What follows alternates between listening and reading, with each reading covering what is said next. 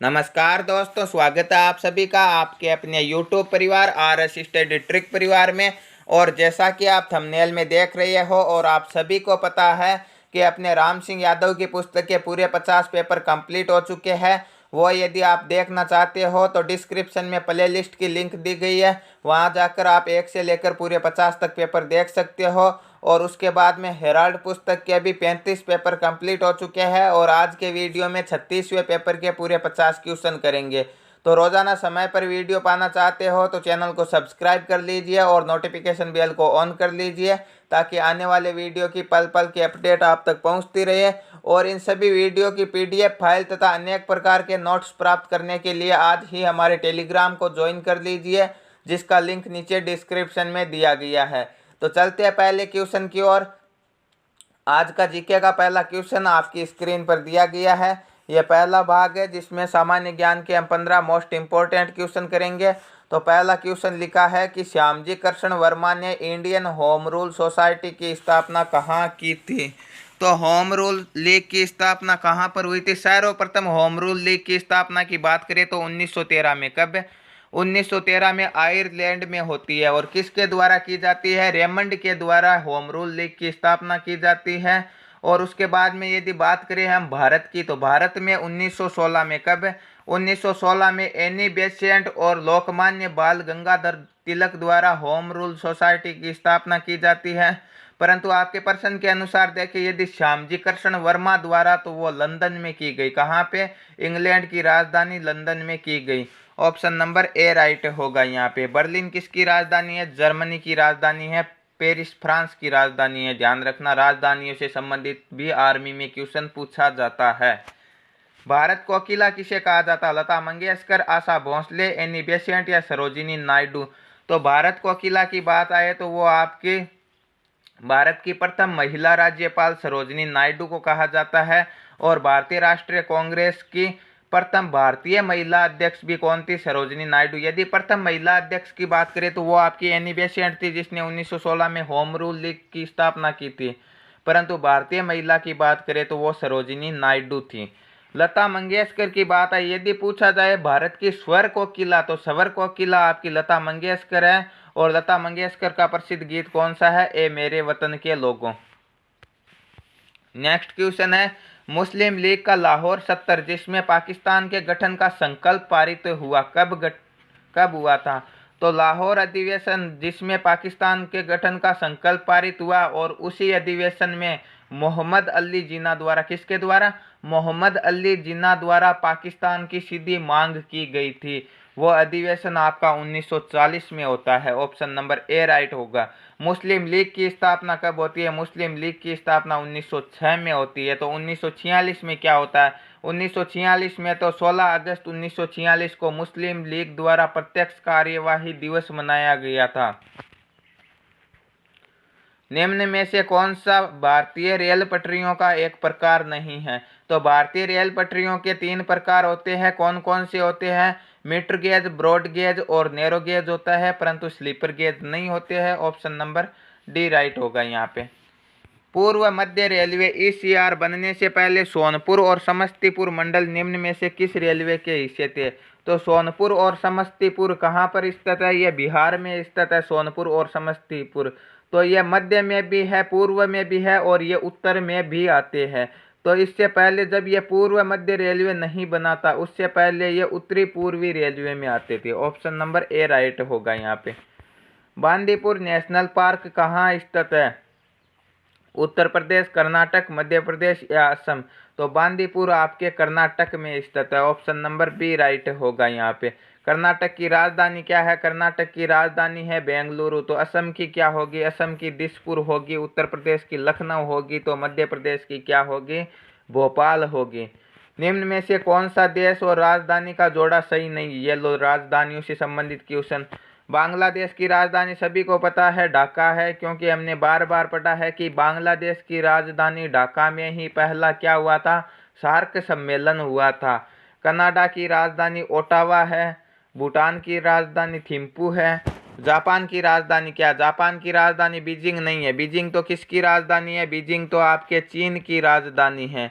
चीन की राजधानी बीजिंग है, तो जापान की क्या है? जापान की राजधानी टोक्यो है। तो यह जापान के सामने चीन की राजधानी लिख दी गई है, तो जोड़ा सही नहीं होगा। ऑप्शन नंबर सी राइट होगा। यहाँ पे जापान की क्या है? टोक्यो है। बीजिंग किसकी है? चीन की है। ध्यान रखना इस बात का। भारत के संविधान के किन अनुच्छेदों के अधीन मौलिक अधिकारों का प्रावधान नागरिकों के लिए किया गया? तो मौलिक अधिकार भाग 3 में, कौन से भाग में? भाग 3 में दिए गए। कैसे लिया गया है? तो अमेरिका से लिया गया है। अनुच्छेद 12 से लेकर 35। ऑप्शन नंबर ए राइट होगा। भाग 3 में मौलिक अधिकार है, तो 4 में क्या है? 4 में नीति निर्देशांक तत्व है। भाग 3 के बाद भाग 4 आता है, तो अनुच्छेद 35 के बाद 36 आता है, तो 36 से लेकर 51 तक क्या दिए गए हैं? नीति निर्देशांक तत्व दिए गए हैं।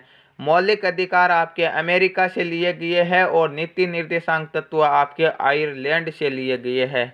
यहाँ पे इस क्वेश्चन का ऑप्शन नंबर ए राइट हो जाएगा। कांडला बंदरगाह कहाँ पर स्थित है? गुजरात, महाराष्ट्र, ओडिशा या कर्नाटक? तो कांडला बंदरगाह गुजरात में स्थित है, जिसकी राजधानी क्या है? अहमदाबाद नहीं है, गांधीनगर है। नेक्स्ट क्वेश्चन है ब्रह्मचार्य, गृहस्थ, वानप्रस्थ और संन्यास है क्या है? देखिए, हिंदू धर्म के अनुसार कुल कितने संस्कार हैं?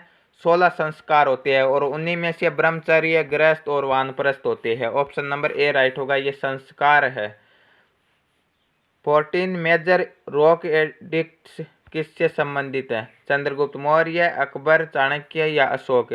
तो 14 मेजर रॉक एडिक्ट्स आपके अशोक से संबंधित है। ऑप्शन नंबर डी राइट होगा। यहाँ पे निम्न शासकों में से किसने अपनी राजधानी को दिल्ली से बदलकर दौलताबाद किया था? मंगोल आक्रमणों के डर से। किसके डर से? मंगोल आक्रमणों के डर से उस व्यक्ति ने दिल्ली से बदलकर दौलताबाद कर दिया था। और दिल्ली सल्तनत का वह बादशाह जो पागल बादशाह के नाम से जाना जाता था, तुगलक वंश का एक शासक था, मोहम्मद बिन तुगलक, जिसके बचपन का नाम था Jauna Khan. Option number A right होगा। बाबर तो मुगल साम्राज्य का संस्थापक था। किसका संस्थापक था? मुगल साम्राज्य का संस्थापक था। तो बहलोल लोदी लोदी वंश का संस्थापक था। जलालुद्दीन खिलजी आपके खिलजी वंश का संस्थापक था। जामा मस्जिद का निर्माण किसने करवाया? जहांगीर, अकबर, शाहजहां या औरंगजेब? तो जामा मस्जिद का निर्माण आपके शाहजहां ने करवाया। ऑप्शन नंबर सी राइट होगा। शब्द कैवल्य किससे संबंधित है? जैन धर्म, बौद्ध धर्म, हिंदू धर्म, सिख धर्म? तो कैवल्य शब्द आपके जैन धर्म से संबंधित है। ऑप्शन नंबर ए राइट होगा। सविनय अवज्ञा आंदोलन की शुरुआत के दौरान भारत का गवर्नर जनरल कौन था? तो आपको पता होना चाहिए कि सविनय अवज्ञा आंदोलन के समय कौन सा समझौता हुआ था। कब हुआ था? 1930 में सविनय अवज्ञा आंदोलन होता है। 1931 में 5 मार्च 1931 को एक समझौता होता है। कौन सा समझौता होता है? उस समझौते का नाम है गांधी इरविन समझौता। तो उस समय वो गवर्नर जनरल कौन था? आपका इरविन था। ऑप्शन नंबर सी राइट होगा यहाँ पे। तो ये थे जीके के 15 most important question. Next part में हम करेंगे साइंस के मोस्ट इंपॉर्टेंट क्वेश्चन। विज्ञान का पहला प्रश्न आपकी स्क्रीन पर दिया गया है कि सौरमंडल का दूसरा सबसे बड़ा ग्रह कौन सा? सबसे बड़ा ग्रह कौन सा होता है? पहला सबसे बड़ा ग्रह बृहस्पति होता है, दूसरा शनि होता है। ऑप्शन नंबर बी राइट होगा। वलय युक्त ग्रह भी होता है शनि। मंगल को क्या कहा जाता है? लाल ग्रह कहा जाता है मंगल को। डर्मेटोलॉजी क्या होता है? जनसंख्या का अध्ययन, बैक्टीरिया का अध्ययन, जोड़ों का अध्ययन या त्वचा का अध्ययन? तो डर्मेटोलॉजी आपके मानव त्वचा का अध्ययन कहलाता है। ऑप्शन नंबर डी राइट होगा यहाँ पे। कुत्ते का वैज्ञानिक नाम क्या है? Felis domestica, Canis familiaris, Bos indicus, Homo sapiens? तो कुत्ते का वैज्ञानिक नाम होता है आपका Canis familiaris. Option number B right होगा। होमोसेपियंस तो आपके मनुष्य का वैज्ञानिक नाम होता है। किसका होता है? मनुष्य का वैज्ञानिक नाम होता है। निम्न में से मानव के लिए सामान्य रक्तचाप, ब्लड प्रेशर किससे माना जाता है? बीपी बतानी है आपकी कितनी होनी चाहिए सामान्य? तो 120 80 mm होनी चाहिए। ऑप्शन नंबर ए राइट होगा इस क्वेश्चन का। किस विटामिन के अभाव के परिणाम स्वरूप रक्त का थक्का नहीं बनता? तो रक्त का थक्के के लिए जिम्मेदार विटामिन कौन सा होता है? विटामिन के होता है। ऑप्शन नंबर बी राइट होगा। विटामिन डी की कमी से तो अस्थि मर्दुता जिसे हम कहते हैं रिकेट्स रोग होता है। विटामिन ए की कमी से रतौंधी होता है, तो विटामिन बी की कमी से कौन सा रोग होता है? बेरी बेरी रोग होता है। और विटामिन सी की कमी से स्कर्वी रोग होता है। नेक्स्ट क्वेश्चन, निम्न में से कौन सा मानव आंख का दोष नहीं है? निकट दृष्टि दोष होता है, दूर दृष्टि दोष होता है, दृष्टि वैषम्य या अबिंदुकता होता है, परंतु पेलाग्रा आंखों से संबंधित नहीं है। ऑप्शन नंबर सी राइट होगा यहाँ पे। निम्न में से किसका उपयोग लाई डिटेक्टर के रूप में किया जाता है? पॉलीग्राफ, पायरोमीटर, पेरिस्कोप या हिप्सोमीटर। तो किसका उपयोग किया जाता है? लाई डिटेक्टर के रूप में आपके पॉलीग्राफ का उपयोग किया जाता है। ऑप्शन नंबर ए राइट होगा इस क्वेश्चन का भी। निम्न में से कौन सा तत्व स्टेनलेस स्टील में मौजूद नहीं है? फेरस भी होता है, क्रोमियम भी होता है, निकल भी होता है, परंतु मैग्नीशियम नहीं होता। ऑप्शन नंबर ए राइट होगा। वह कौन सा मानव अंग है जिसके रोगग्रस्त हो जाने पर डायलिसिस की आवश्यकता होती है? तो डायलिसिस की आवश्यकता किस के लिए पड़ती है? किडनी के लिए पड़ती है। और किडनी को ही हम क्या कहते हैं? वृक्क कहते हैं। ऑप्शन नंबर बी राइट होगा। जब कोई व्यक्ति रोता है तो इसके सक्रियण के कारण नाक से जल विसर्जन होता है। किसके कारण होता है? अंतःस्रावी ग्रंथियों के कारण होता है। ऑप्शन नंबर बी राइट होगा इस क्वेश्चन का। जब मनुष्य सांस लेता है तो औसतन कितना शोर होता है? 0.5 डेसिबल, 1 डेसिबल, 2 डेसिबल या 5 डेसिबल। तो सांस लेता है तो कितना डेसिबल शोर होता है? 0.5 डेसिबल शोर होता है। और मनुष्य की सर्व क्षमता कितनी होती है? न्यूनतम 20 डेसिबल होता है। 20 डेसिबल से कम नहीं सुन सकते हम। कोशिका जल सामान्यतः प्रयोग में लाया जाता है। कोशिका जल आपके पौधों द्वारा जड़ों से अन्य भागों तक पानी पहुंचाने के लिए प्रयोग में लाया जाता है। और ये कार्य कौन करता है? ये कार्य आपके जाइलम नामक ऊतक करता है। तो ये किसके द्वारा प्रयोग में लाया जाता है? पौधों द्वारा। ऑप्शन नंबर डी राइट होगा। तुलसी के पौधे से प्राप्त हरा रंग टिकाऊ व जीवाणु प्रतिरोधक होता है। इसमें उपस्थित अम्ल का नाम क्या है? तुलसी के पौधे में कौन सा अम्ल होता है? नोगेलिस, टार्ट्रिक, फॉर्मिक या ओर्सेलिक। तो टार्ट्रिक फॉर्मिक किस में होता है? फॉर्मिक होता है आपके चिंटी में, टार्ट्रिक होता है इमली में। तो कौन सा होगा तुलसी के पौधे में? ओर्सेलिक होगा। ऑप्शन नंबर सी राइट होगा यहाँ पे। किस पौधे से चरस प्राप्त होती है? Triticum aestivum, Oryza sativa, Cannabis sativa या रोल्फिया सर्पिंटाइना। तो किस पौधे से प्राप्त होती है आपके चरस?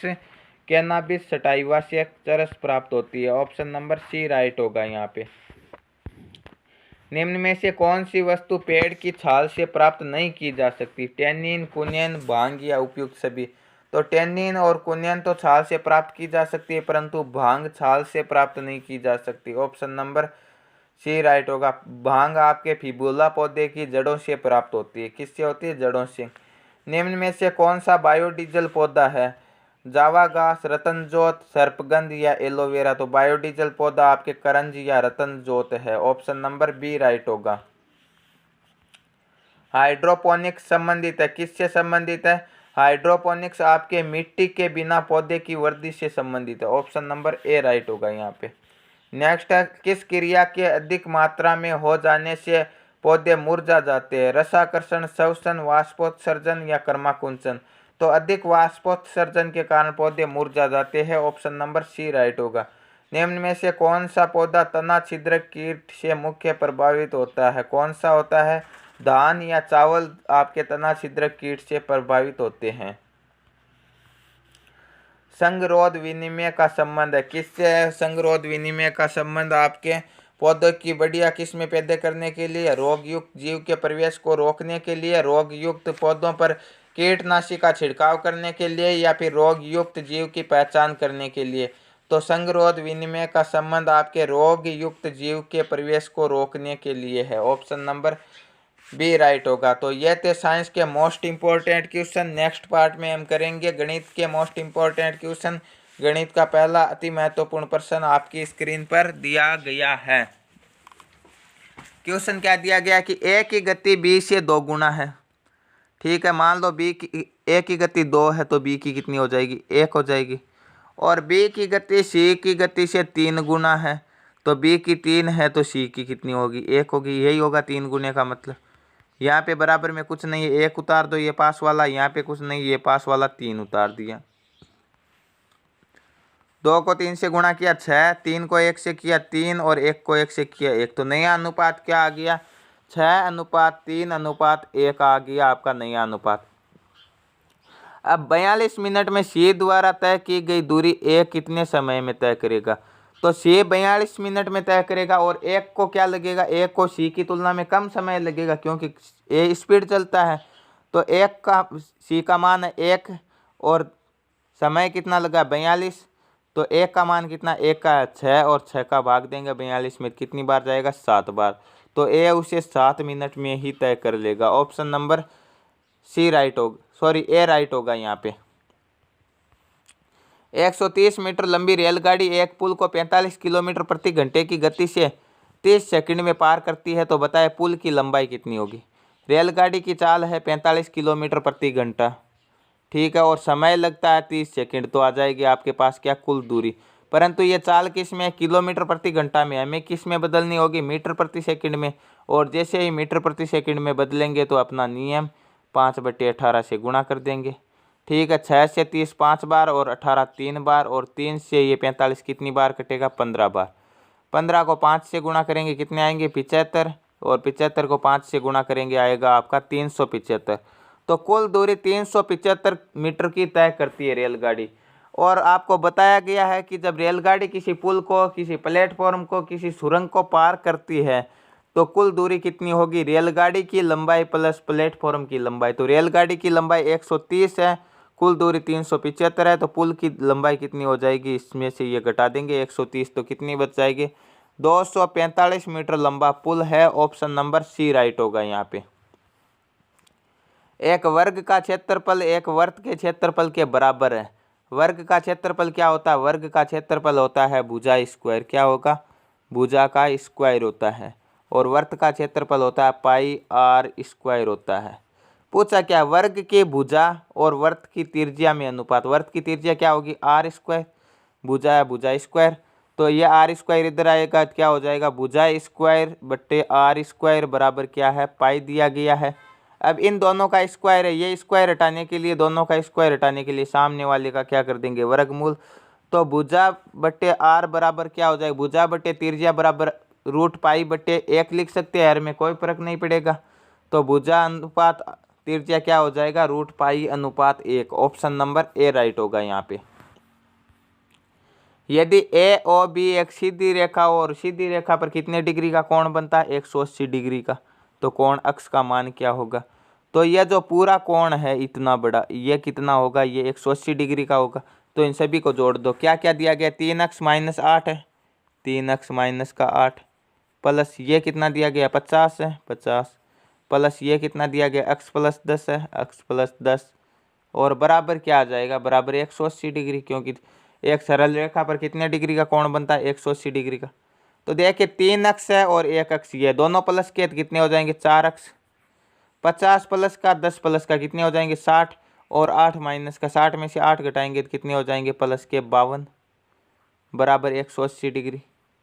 यह 52 इस और प्लस के पक्षांतरण करेंगे तो माइनस का, और 180 में से 52 घटाएंगे तो कितना हो जाएगा? 4x बराबर 180 में से हमें घटाना 52 को, तो कितना बचेगा? यहाँ पे 8 बचेगा, यहाँ पे 2 बचेगा, 128। 4x बराबर 128 है तो x बराबर कितना हो जाएगा? 4 का भाग 128 में कितनी बार जाएगा? 32 बार। तो x का मान होगा 32 डिग्री। ऑप्शन नंबर कौन सा राइट होगा? ऑप्शन नंबर ए राइट हो जाएगा यहाँ पे। यदि 5 tan थीटा बराबर 4 हो तो 5 sin theta minus 3 cos theta बटे 5 sin theta plus 3 cos theta. तो देखिए 5 tan थीटा बराबर 4 है, तो tan थीटा बराबर क्या हो जाएगा? tan बराबर हो जाएगा आपका कितना हो जाएगा? ये 5 इधर आएगा तो भाग में, तो 4/5। अब tan को हम क्या लिख सकते हैं? sin थीटा बटा cos थीटा। यह सूत्र बताया गया आपका tan थीटा का। तो sin थीटा बटा cos थीटा बराबर 4/5 है। तो साइन का मान हो गया 4, कोस का मान हो गया 5। अब जो प्रश्न में दिया गया है वो लिख दो। 5 sin थीटा है तो 5 गुना साइन का मान हो गया 4, माइनस का माइनस 3 कोस थीटा है तो 3 गुना कोस का मान हो जाएगा 5 बट्टे यही हो जाएगा साइन की जगह 4, कोस की जगह 5। गुणा कर दो इन्हें, 5 को 4 से गुणा करेंगे कितना हो जाएगा? 20 और 3 को 5 से गुणा करेंगे 15 बट्टे क्या हो जाएगा? 5 को 4 से 20, 3 को 5 से 15, प्लस का निशान है तो प्लस का, ऊपर माइनस का 20 में से 15 घटाएंगे कितने बचेंगे 5, नीचे प्लस का 20 और 15 35, 5/35, 5 के पहाड़े से 1 बार, 5 के पहाड़े से 35 7 बार, 1/7। ऑप्शन नंबर बी राइट होगा यहाँ पे। A/B बराबर 3/4 है, B/C बराबर 8/9। तो अभी अभी आपको बताया था A उतारो, B उतारो, C उतारो, 3/4 दिया गया पहला अनुपात, ठीक है। और B/C इसके नीचे लिखो 8/9, और जहाँ पे कुछ नहीं है पास वाली संख्या लिख दो, यहाँ पे कुछ नहीं है 4 लिख दो, यहाँ पे कुछ नहीं पास वाला 8 लिख दो, गुणा करवा दो, 8 3 24, 8 चौके 32, 9 चौके 36। तो A/C पूछा है, A का 24, C का 36, तो 24/36, 12 के पहाड़े से 24 2 बार, 36 3 बार, तो कितना आ जाएगा 2/3। Option number D is correct. 25 आदमी एक खेत की कटाई 20 दिनों में कर सकते हैं, तो एक आदमी कितने दिनों में करेगा 20 × 25, 20 × 25 कितना हो जाएगा, एक आदमी 500 दिनों में करेगा, ठीक है। 20 × 25 का मान 500 आएगा, ठीक है। तो एक आदमी का एक दिन का काम कितना हो जाएगा, एक आदमी 500 दिनों में करेगा, एक आदमी का एक दिन का काम हो जाएगा 1/500, ठीक है। अब देखो यहाँ पे पूछा गया है कि 15 आदमी काम छोड़ जाते हैं, यदि उनके काम छोड़ने के बाद पूरे खेत की कटाई 37 से 1/2 भाग दिनों में की जानी हो, तो एक आदमी एक दिन में 1/500 भाग करता है। तो हमें पहले तो ये ज्ञात करना होगा कि छोड़ने से पहले कितना भाग किया था उन्होंने।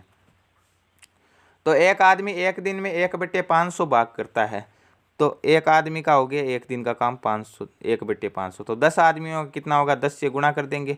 और ये 37.5 दिन है, तो 37.5 का मतलब कितना हो जाएगा 75/2, क्योंकि 37 दूने 74 और 1 75/2, इससे गुणा कर लेंगे। 10 आदमियों का 37.5 दिनों का काम आ जाएगा कि वह काम का कितना भाग करते हैं। अब हम कर लेंगे 0 से 0 को काट देंगे, 25 के पहाड़े से ये 3 बार कटेगा, ये 2 बार कटेगा, 2 को 2 से गुणा करेंगे 4, तो कितना काम कर देंगे ये जो बाकी छोड़ के जाते हैं वो 37.5 दिनों में काम बाकी बचे आदमी 3/4 भाग उसका कंप्लीट कर चुके हैं। तो पहले कितना काम हुआ था, पहले काम हुआ था आपका 1/4 भाग, तो 20 आदमी 25 आदमी थे पहले, और 20 दिनों में काम पूरा कर सकते हैं, पूरा 4 भाग 20 दिनों में कर सकते हैं, तो उसका एक भाग कितने दिनों में कर देंगे, 20 में 4 का भाग देंगे, 5 दिनों में एक भाग कर चुके थे वो, तो 5 दिन बाद 15 आदमी छोड़ कर गए थे। ऑप्शन नंबर सी राइट होगा यहाँ पे। 637 + 478 का स्क्वायर माइनस 637 माइनस 478 का स्क्वायर बटे 637 गुणा 478। देखिए इस क्वेश्चन को सूत्र से ही तोड़ देंगे, कैलकुलेशन करने की कोई आवश्यकता नहीं है। ये ए हो जाएगा, ये बी हो जाएगा, यहाँ पर भी 637 478 ए बी हो जाएगा, यहाँ पर भी 637 478 ए बी हो जाएगा, सभी सेम है तो एक बार संख्या नहीं लिखेंगे। यह है ए + बी का होल स्क्वायर क्या होता है, और माइनस दिया गया ए - बी का होल स्क्वायर, यही दिया गया 637 माइनस 478, 637 + 478 बट्टे नीचे दिया गया ए गुणा बी मतलब ए बी, तो ऊपर वाले उस ए + बी का होल स्क्वायर क्या होता है, A square + B square plus 2ab, बीच में माइनस का निशान है, माइनस का लगाओ, ए - बी का ए स्क्वायर प्लस बी स्क्वायर, और क्या हो जाएगा, और हो जाएगा आपका माइनस के 2ab, क्योंकि माइनस का निशान दिया गया। अब ये जो माइनस का है तो ये पूरा समीकरण माइनस से गुणा होगा आगे वाला, तो इसके निशान क्या हो जाएंगे, चेंज हो जाएंगे। तो पहले वाले को हूबहू लिखेंगे A square plus B square plus 2ab, और आगे वाले के क्या हो जाएंगे, चिन्ह चेंज हो जाएंगे, क्योंकि यहाँ पे क्या दिया गया है, माइनस दिया गया है। तो माइनस ए स्क्वायर प्लस का है तो माइनस का ए स्क्वायर माइनस का बी स्क्वायर, और ये आगे वाली माइनस के है तो प्लस का 2ab, तो A square plus A square minus cancel, A B square plus B square minus cancel, 2ab plus का 2ab प्लस का कितना हो जाएगा 4ab, 4ab, और नीचे क्या दिया गया 637 गुणा 478 मतलब ए गुणा बी क्या हो जाएगा ab, ab से ab कैंसिल, कितने बच गए 4, उत्तर आ जाएंगे ऑप्शन नंबर डी। आगे एक गुणा दिया गया, ठीक है, बहुत बड़ी संख्या दिखाई दे रही है, गुणा करें तो 1-1.5 मिनट ही नहीं होगा। तो हम क्या करेंगे, इसे कुछ अलग तरीके से करेंगे। देखिए ये दिया गया है 9,999, इसे हम इस प्रकार भी लिख सकते हैं कि 10,000 माइनस 1, क्योंकि यही होता है 10,000 में से 1 घटा देंगे 9,999 आ जाएंगे।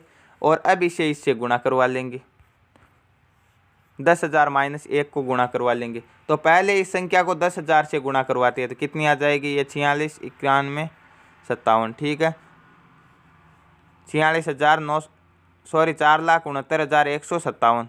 इसे 10,000 से गुणा करवाते हैं तो कितने जीरो, 1 2 3 4 है, तो 4 जीरो उतार देंगे। और इसे 1 से गुणा करवाएंगे 4,69,157 को, तो यही आएगा 4,69,157। तो ये इसमें से क्या कर देंगे, घटा देंगे, और घटा देंगे तो कितना आएगा, 4,69,157 को घटाएंगे तो कितना बचेगा, यहाँ पे कुछ नहीं है, इधर से लेना शुरू करेंगे तो यहाँ पे 10 में से 7 घटेंगे 3, फिर यहाँ पे 9 बचे, 9 में से 5 घटेंगे 4, फिर यहाँ पे 9 बचे, 9 में से 1 घटेंगे 8, फिर यहाँ पे 9 बचे, 9 में से 9 गया 0, यहाँ पे कितना बचा, 1 उधर दिया 6, 6 में से गया 0, ठीक है, 5 में से 4 गया 1, और बाकी जो संख्या हूबहू लिख देंगे 46, 91। किस ऑप्शन में दी गई है ऐसी संख्या, 46, 91, 10, 08, 43, 46, 91, 10, 08, 43, ऑप्शन नंबर सी राइट होगा यहाँ पे। यदि 481 स्टार 673 पूर्णतः विभाज्य हो 9 से, तो स्टार के स्थान पर कौन सा अंक होना चाहिए। तो 9 से भाजकता का नियम क्या कहता है, जो 3 से भाजकता का नियम कहता है वही 9 से भाजकता का नियम कहता है। 3 से भाजकता का नियम यह कहता है कि यदि उस संख्या के अंकों के योग में 3 का भाग जाता है तो 3 से भाज्य होगा, और स्वयं वही तरीका है कि अंकों के योग में 9 का भाग जाता है तो 9 से भाज्य होगा। तो देखिए अंकों का योग करते 7 और 3 10, 10 और 6 16, 16 और 4 20, 8 28 और 1 29। तो 29 में तो नहीं जाएगा 9 का भाग, तो कितने में जाता है, 29 के बाद में तो आपके 36 में जाता है, तो कितने कम है, 7 कम है। तो यदि इसकी जगह 7 लिख देते हैं तो ये 9 से पूर्णतः विभाज्य होगी, ऑप्शन नंबर डी राइट होगा यहाँ पे। आगे क्या दिया गया, आगे दिया गया 547.527 बट्टे 0.0082 बराबर अक्स है। तो देखिए यहाँ पे कितना हो जाएगा, 1 2 और 3 से पहले दशमलव है तो 1 2 और 3 छोड़कर दशमलव लगा दो। अब एक और है यहाँ पे, 1 से पहले दशमलव तो ये दशमलव उठा दो, यहाँ पे 0 उतार दो, ठीक है। अब इसमें आगे सेम संख्या सेम दी गई है, बटे भाग देना 82 का, ठीक है। तो यहाँ पे क्या दिया गया, इसका मान अक्स है, तो यहाँ पे क्या है 1 0 कम है, यहाँ पे 1 0 एक्स्ट्रा है, तो हम कह सकते हैं अक्स में भाग देना, 1 0 का मतलब 10 का भाग देना है, अक्स बटे 10 इसका राइट आंसर होगा, ऑप्शन नंबर ए। निम्न में से कौन सा लघुत्तम सबसे छोटा होगा। तो भिन्न ज्ञात करने के लिए अपना सीधा नियम, सबके आगे 1 1 0 उतार दो, 15 है 150 कर दो, 8 है 80 कर दो, 11 है 110 कर दो, 7 है 70 कर दो। 16 का भाग 150 में कितनी बार जाता है, 16 9 144, लगभग 9 बार जाता है। अब 80 में 3 का भाग कितनी बार जाएगा, 80 में 3 का भाग जाएगा आपके 25 3 75, 26 3 78 होते हैं, ठीक है। तो लगभग 26 बार जाता है, ठीक है, लगभग की बात कर रहा हूँ मैं, पूरा नहीं जाएगा, ठीक। और 110 में 12 का भाग कितनी बार जाएगा, 12 9 108, लगभग 9 बार जाएगा ये भी, ठीक है। और 70 में 8 का भाग कितनी बार जाएगा, 8 8 64, 9 8 72 तो ज़्यादा हो जाएगा, तो लगभग 8 बार मानेंगे हम। तो ये सबसे छोटा कौन सा आया, 8 आया, तो सबसे छोटी भिन्न कौन सी है, 7 बटे 8 होगी, ऑप्शन नंबर डी राइट होगा। सबसे बड़ी पूछता तो सबसे अधिक मान किसका आया, इसका आया, तो 8 बटे 3 सबसे बड़ी होती। नेक्स्ट क्वेश्चन, 5 सही 5 बटे 6 इंटू 6 सही 3 बटे 7 प्लस 5 सही 1 बटे 2 है। तो इसका आपको क्या करना, मान ज्ञात करना, मिश्र भिन्न को साधारण भिन्न में बदलो, 6 पंजे 30 और 5 35 बटे 6 गुणा 7 चक्के 42 और 3 45 बटे 7 और प्लस 5 दूने 10 और 1 11 बटे 2, ठीक है। 7 से 35 कितनी बार कटेगा, 5 बार, 3 के पहाड़े से 45 15 बार, और 6 कितनी बार कटेगा, 6 कटेगा आपका 2 बार, ठीक है। 5 को 15 से गुणा करेंगे कितना बचेगा, 5 को 15 से गुणा करेंगे तो आएगा 75, और बट्टे क्या बचा, केवल 2 बचा, 7 तो कट चुका है 2, प्लस 11 बटे 2, एलसीएम जब दोनों हर समान है तो एलसीएम वही आएगा 2 ही, 2 से 2 कैंसिल 75, 2 से 2 कैंसिल 11, 75 और 11 86, 86 में 2 का भाग देंगे 43। ऑप्शन नंबर डी राइट होगा। नेक्स्ट क्वेश्चन दिया गया 5 सही 9/14 प्लस 3 प्लस 1/3/5। अब देखिए यहाँ ऐसी स्थिति में हम सर्वप्रथम नीचे से शुरू करते हैं सरल करना। नीचे से सरल करना किस प्रकार शुरू करेंगे, ये 5 है सबसे हर में, ऊपर वाले से गुणा करवा दो इसके, ठीक है। 3 से नहीं करवाना, 3 में तो भाग देना है, तो 3 में भाग देना है तो वही अपना नियम उल्टे करके गुणा करवा दो।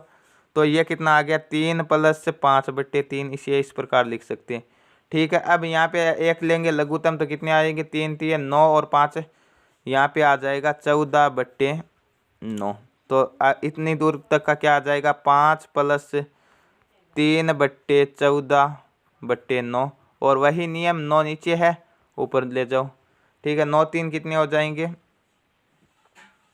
सॉरी 14 क्या आया 3 आया हमारे पास, 3 आया, 3 ऊपर ले जाएंगे तो कितना आ जाएगा 3 3 9, तो 5 प्लस 9/14, 5 प्लस 9/14 आ जाएगा। अब हमें क्या करना है, यहाँ पे नहीं है कुछ तो 1 लिख दो और वही नियम की 14 एलसीएम आ जाएगा, 14 पंजे 70 और 9 कितने आ जाएंगे 69/14। अब यह ऊपर वाला अलग है, इस तरह यहाँ पे 5 यहाँ पे लिखे होते तो हम उसी तरह लिख देते, परंतु ऊपर वाला क्या है अलग है। ऊपर वाला किस तरह अलग है, इसे हम एक बार साधारण बिंदु में बदलते हैं। मिश्र बिंदु गई 14 पंजे 70 और 9 कितने हो गए 69/14 और नीचे भी हमारे कितने आए 69/14। तो दोनों से 14 से 14 कैंसिल, 69 से 69 कैंसिल, उत्तर कितना आएगा 1। ऑप्शन नंबर कौन सा राइट होगा, ऑप्शन नंबर राइट होगा ए। आज का लास्ट क्वेश्चन, 120 मीटर कपड़े को नापने के बाद ये पता चला कि मीटर छड़ 3 सेंटीमीटर अधिक लंबी थी। बताए मापे गए कपड़े की सही लंबाई कितनी।